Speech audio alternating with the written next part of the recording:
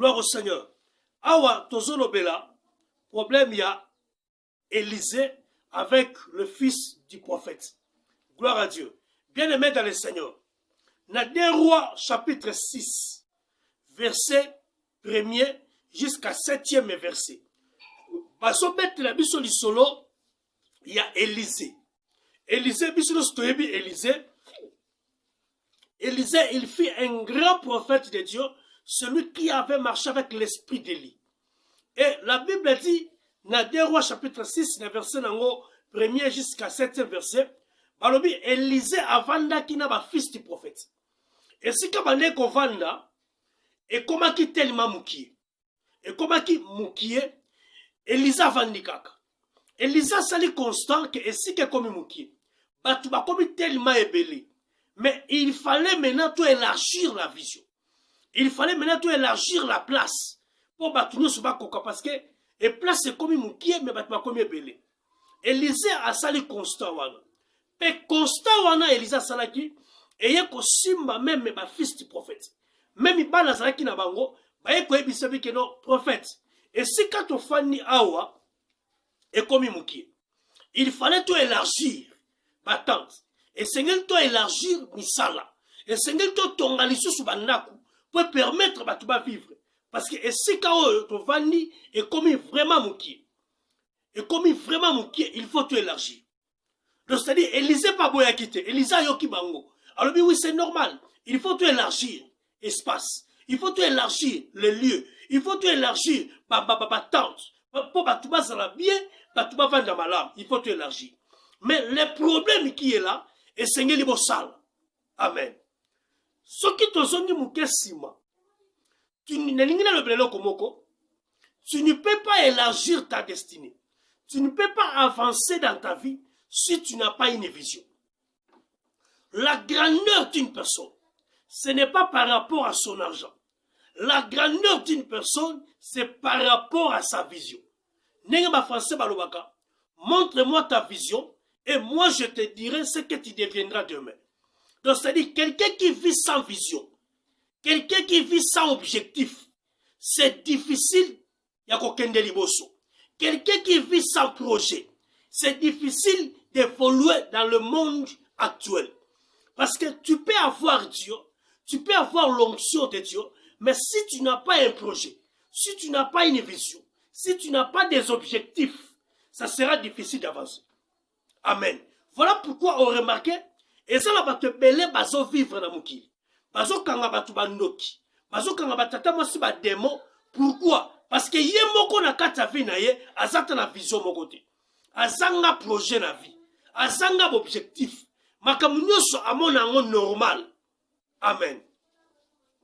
Voilà pourquoi nous sommes venus ce matin. Yako révolutionner quelqu'un. Azwa okota na kati ya vision na yo. Parce que na kati ya vision, yangone ko sala yo o mata. Yangone ko sala yo o vivre. Yangone ko sala yo o kende liboso. Tu ne peux pas monter si tu n'as pas une vision. Gloire au Seigneur. Mais on remarque bana oyo basala ki na vision. Ba yebisi Élisée, Élisée boya kite. Si Élisée boya kite, c'est de même manière aussi, je suis venu dire à une personne, si tu as un projet, si tu au présentant au liboso Nzambe, Nzamba oboya projet na yote, Dieu va agréer ton projet. Dieu va agréer objectif na yo. Mais tu as aussi une part de responsabilité afin que au kota na kati ya projet na yo wana. Gloire au Seigneur. Dans la vie spirituelle, toutes les choses n'est pas les choses spirituelles. Tu peux avoir un projet, mais si tu n'as pas les choses, tu n'arriveras pas. Gloire au Seigneur. Gloire au Seigneur. Voilà pourquoi sur otali malade. Au moins bana oyo ba ko ebiselise. Et Seigneur tu élargi parce que et si kotoza eza mukie. Oh, première vision ezala ki mukie. Mais deuxième vision, eza vision munene. Oh, voilà pourquoi j'ai dit à une personne. Bible dit la gloire du deuxième maison sera plus grande que la gloire du premier. Donc la première gloire est la moukier, Mais la deuxième gloire sera grande. Donc cela veut dire la vision que tu as là. Si tu associes ça avec le Seigneur, ça peut t'amener. Il y a comme un niveau yo, tu vas le dire que ça kisi, mais ça kisi te, mais ça nzambe. Amen. Mais ce qu'on a remarqué, et ça là te belé na vie. Ozo na nga siko, ozo na vision. Et ça là te belé lelo la vie. Ozo na objectif, ozo na ba projet. Et ozo chrétien. Oyebi nzambe malam. Oyebi vraiment Seigneur. Et tu marches de la sainteté. Mais makambo yozo lukoko sala. Ezo simbate. Ozo koka kokoma te. Ne sika oye Seigneur okoma. Malgré tu marches avec Dieu. Malgré tu as la foi. Ce n'est pas la foi qui va te faire amener. Ne sika makambo lingokoma. Et ça là ma principe. Tu peux avoir la foi. Mais ma principe on a kolobela. Sans que ça katinote. Ça sera difficile à avancer. Gloire au Seigneur. Okokanga batu bandoki. Okotambola na ba prophète ata 10 000. Ozwa résultat positivité. Pourquoi? Parce que makambo na lobia loba ozana ngote. Gloire au Seigneur. Yango remarqué tangu balobi na Élysée. Bango moko balobi tangu tozo kende ko sala musala parce que tolingi to élargi. Tolingi to fungo la vision balobi moko kati na biso. Et Seigneur azala na poupre. Poupre c'est-à-dire azala un instrument. Et pas sola. Oyo tokobando kata na ngomba nzete poto sala musala. Poto tonga bandako.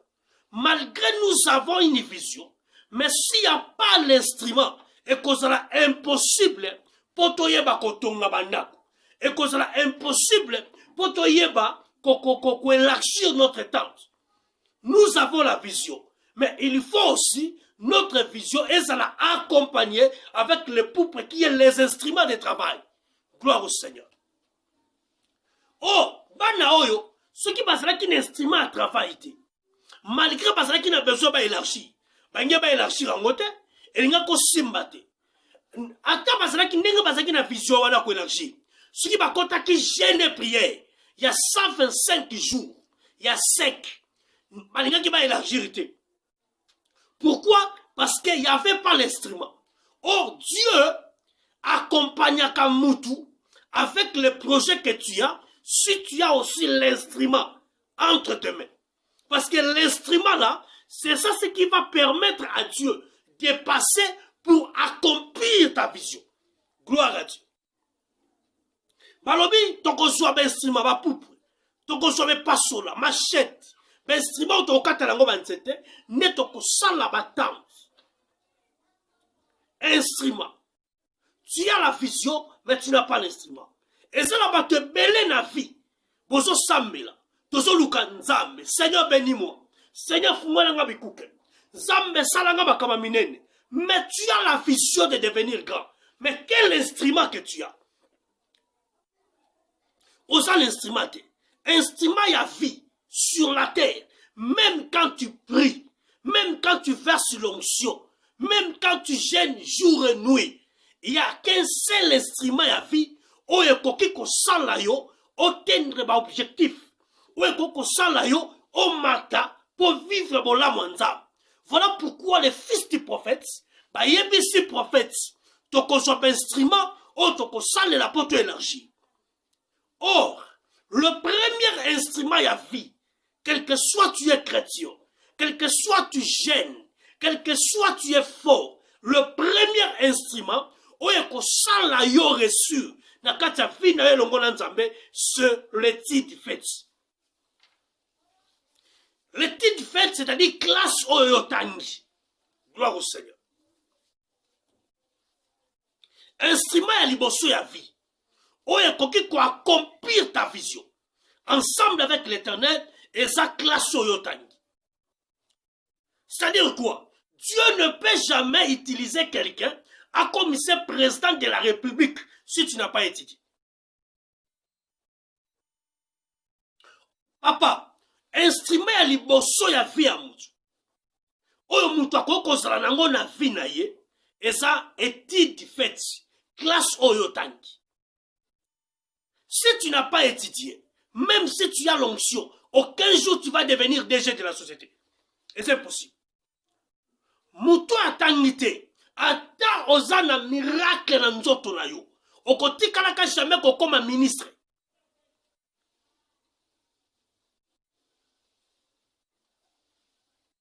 Parce que Dieu, par sa souveraineté, okomona même Nzambe tango azobenga Moïse.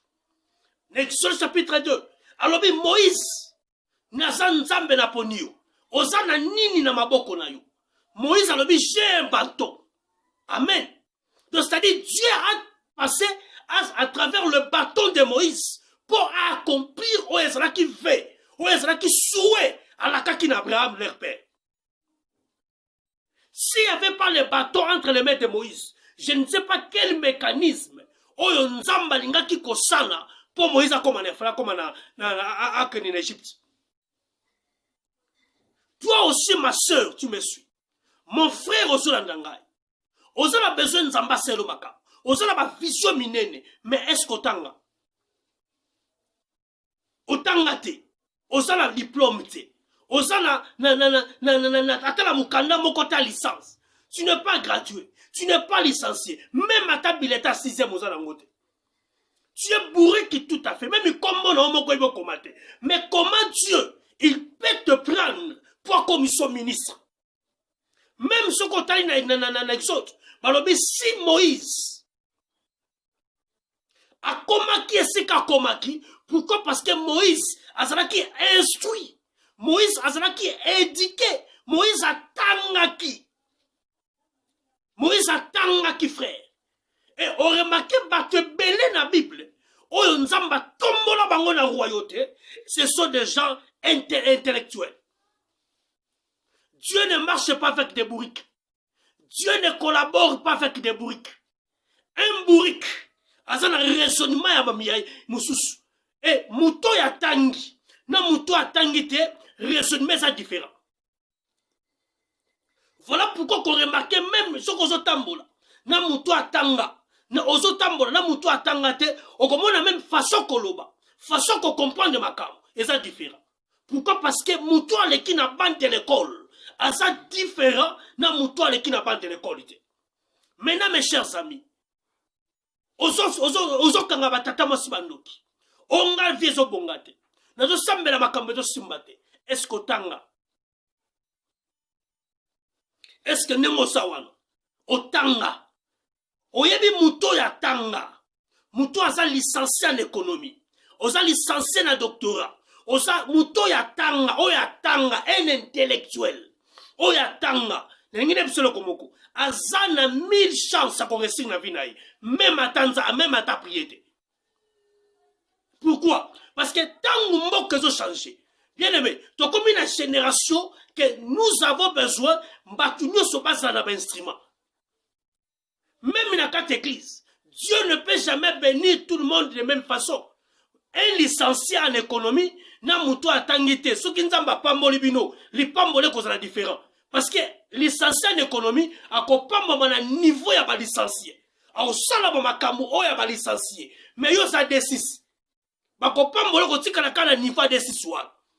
Voilà pourquoi aujourd'hui les enfants de Dieu balingi kotanga te balika koluka nzambe onction. Dieu va m'élever, Dieu va m'élever. Nzamba ko tombolanga, nzamba ko memanga. Oui, c'est bon bien, nzamba ko memayo, mais après ko memayo. Et ça la makambo ko vivre likolo ou ko senga intellectualité na yo nesala. Et ça la mutu moko ta kenda ko so musala asali lettre de asali demande d'emploi te mala moko yeka na entreprise abani ko ba ramo sakana ba chaîne de lebe ko noroboshika mala moko ba nommé DG azala te. Même si tu as l'onction, avant d'aller prendre le travail, il faut ça la CV. Mais si tu as tangité, nzamba linga tombola yo, CV ni yo sa l'entreprise. Yango moni tiko koma combattant. Yango moni komi combattant comme finga ba président, comme finga ba konzi, comme finga ba, comme kanga ba bandoki. Oh mutu boy ndoki, oh mutu boy parce que toi-même tu n'as pas préparé ton avenir. Donc ba para ba foutre le minerval, yo zoli ambonga minerval. Oye ba kite conséquences yango ndesa le lozo vivre. Quand il y a un minerval, il y a un problème. Il y a une fille, il y a un minerval, mais ce qu'on y a un minerval, parce que ça a passe. Tu n'as pas tout balia mbonga minerval ba websa yo. Mbonga minerval so liango. Le corps la diable a dit que ça parmi par principe il y a récit ta vie à mutu. Lia mbonga minerval. Et bon on a facilité. Au romona ya instrument ni nos anam. Otangate. Osa pourrik. Mais tu veux que Dieu te bénisse. Il va te bénir comment? Parce que ma fils du prophète a on a des rois 6. Par le but toko soit pas instrument na biso. Toko soit pas instrument toko sala musala. Gloire à Dieu. Nazo ko encourager bana nyoso bazotanga. Nazo ko encourager ba frère eux atana pasi azokende classe. Papa eza venir na yo. C'est ça l'instrument de ta vie. Le premier instrument à vie est sa classe. Papa, le premier instrument à vie à mutu sur la terre des hommes est sa classe. Ce que tangi ensemble avec Dieu, Dieu va t'amener à une autre dimension. Mais ce que tangi on remarque énergie dans les cailloux. Voilà pourquoi nous avons encouragé you. Tanga yaya, classe est à la rétarité. Tanga joie papier, l'objet qu'on salit sur la vie. Gloire au Seigneur. Et on remarque, dès que na kati bana wana bazalaki, moko bazalaki na vision. Alors bingape na zana besoin de tenir bino na salle. Parce que moi aussi j'ai la vision. Mais ce n'est pas l'instrument. On a l'instrument. Asalini, le con a qui n'a vision. Asalini qui n'a pas ça reçu. Mais Azan instrument. Alors non. Et c'est un gars qui ne connaît pas. A quelque quoi apprendre instrument. A quelque quoi apprendre et ça les lots. Pour kako qui sa vision naï.